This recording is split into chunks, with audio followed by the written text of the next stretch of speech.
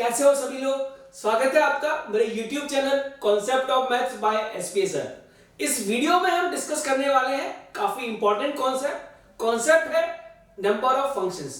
हम बात करेंगे यहाँ पर सेट ए से सेट बी में टोटल नंबर ऑफ फंक्शंस कितने बना सकते हैं, सेट ए से सेट बी में number of many one functions कितने बना सकते हैं, या सेट ए से सेट बी में नंबर ऑफ इनटू फंक्शंस कितने बना सकते हैं। ये कॉन्सेप्ट काफी इंपॉर्टेंट है क्योंकि रिसेंटली आईआईटी जेईई ने 2022 के अंदर काफी क्वेश्चंस पूछे हैं इस कॉन्सेप्ट के ऊपर। तो चलिए स्टार्ट करते हैं आज का जो हमारा कॉन्सेप्ट है। मान लेते हैं कि सेट ए के अंदर x1 x2 x3 xn n different elements हैं और सेट बी के अंदर y1 y2 y3 up to ym m different elements हैं। तो यदि सेट ए से सेट बी में हम डिफाइन करना चाहते हैं नंबर ऑफ फंक्शंस कितने बना सकते हैं, तो ध्यान रखिएगा यहां पर टोटल नंबर ऑफ फंक्शंस की यदि हम बात करें तो सेट ए से सेट बी में टोटल कितने फंक्शंस बना सकते हैं विदाउट एनी रेस्ट्रिक्शन, कोई रेस्ट्रिक्शन नहीं है। तो ध्यान देना कि जब कोई रेस्ट्रिक्शन नहीं है तो सेट ए के एलिमेंट की सेट बी के एलिमेंट के साथ मैपिंग करनी है। कितने तरीके से मैपिंग कर सकते हो जरा ध्यान दो। जब फर्स्ट एलिमेंट x1 की मैपिंग करेंगे सेट b के एलिमेंट के साथ में तो आप देखेंगे कि यहां पर x1 के पास चॉइसेस कितनी है, m चॉइसेस है, वो किसी भी एलिमेंट के साथ अपनी मैपिंग कर सकता है। ठीक है, मान लेते हैं कि x1 मैपिंग करता है y1 के साथ में। चूंकि x1 के पास चॉइसेस कितनी है, m, तो इसका मतलब ये हुआ x1 की मैपिंग कितने तरीके से कर सकते हो, m तरीके से कर सकते हो। मान लेते हैं कि x1 की मैपिंग हमने कर दी है y1 के साथ। जब आप सेकंड एलिमेंट x2 की मैपिंग करेंगे सेट b के अंदर तो ध्यान देना क्योंकि यहां पर कोई भी रेस्ट्रिक्शन नहीं है तो x2 की मैपिंग सेट b के अंदर कितने तरीके से की जा सकती है, m तरीके से की जा सकती है। हो सकता है कि आप x2 की मैपिंग y1 के साथ कर दे, that is same as the mapping of x1, या आप चाहें तो किसी और एलिमेंट के साथ भी कर सकते हैं।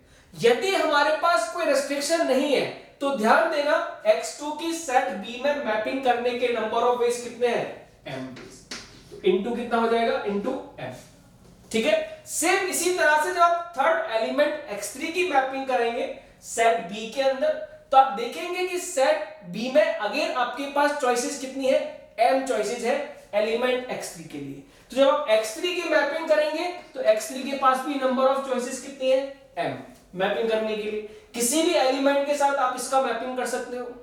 सेम इसी तरह से ध्यान देना जब लास्ट एलिमेंट xn की बात करते हैं तो xn की सेट b में मैपिंग करने के लिए अगेन हमारे पास चॉइसेस कितनी है, m। आप किसी भी एलिमेंट के साथ में xn की मैपिंग कर सकते हैं। तो हर एक एलिमेंट के पास नंबर ऑफ चॉइसेस कितनी है, m चॉइसेस है, इसलिए यहां पर m को कितनी बार मल्टीप्लाई करेंगे, n टाइम्स। तो ध्यान रखिएगा सेट ए से सेट बी में टोटल नंबर ऑफ फंक्शंस हम कितने बना सकते हैं बेटा, m raise to the power n। यदि आपको मालूम है कि सेट ए में कितने एलिमेंट्स हैं, आपको मालूम है कि सेट बी में कितने एलिमेंट्स हैं, तो आप इजीली यहां पर फाइंड आउट कर सकते हैं total number of functions set A से सेट बी में कितने बनेंगे। क्लियर है, समझ में आ गया है। Number of functions are m raise to the power n।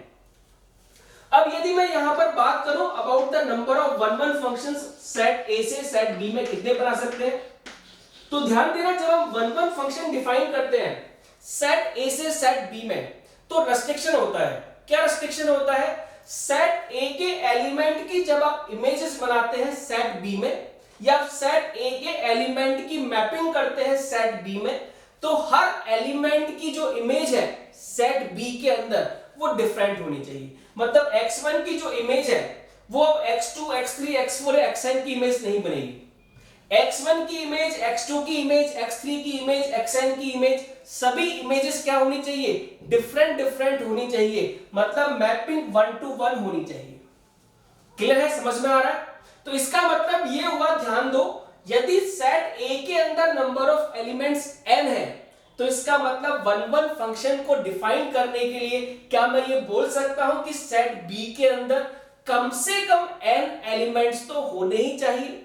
यदि यहां पर कंडीशन ये है कि सेट ए के हर एलिमेंट की जो इमेज है वो डिफरेंट होनी चाहिए सेट बी के अंदर।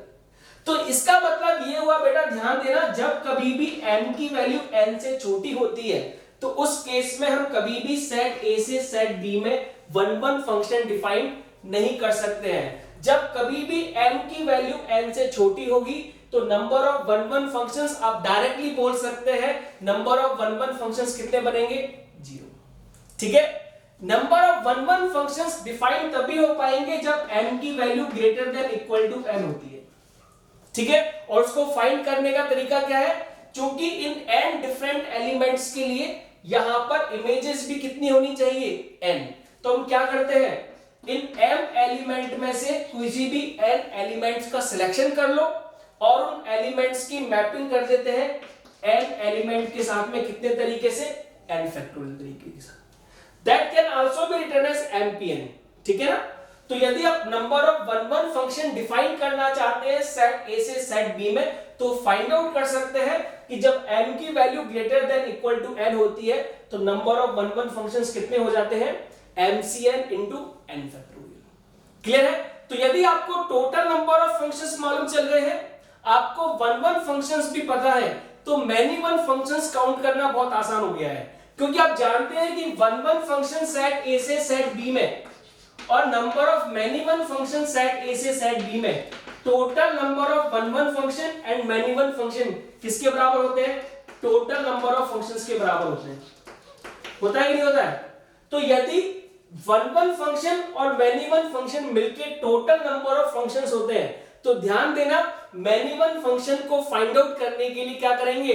टोटल नंबर ऑफ फंक्शंस में से सब्ट्रैक्ट कर देंगे 1-1 फंक्शंस को, तो हम फाइंड कर पाएंगे यहां पर सेट a से सेट b में कितने मैनी वन फंक्शंस बनेंगे। समझ में आ गया बेटा कॉन्सेप्ट क्या है?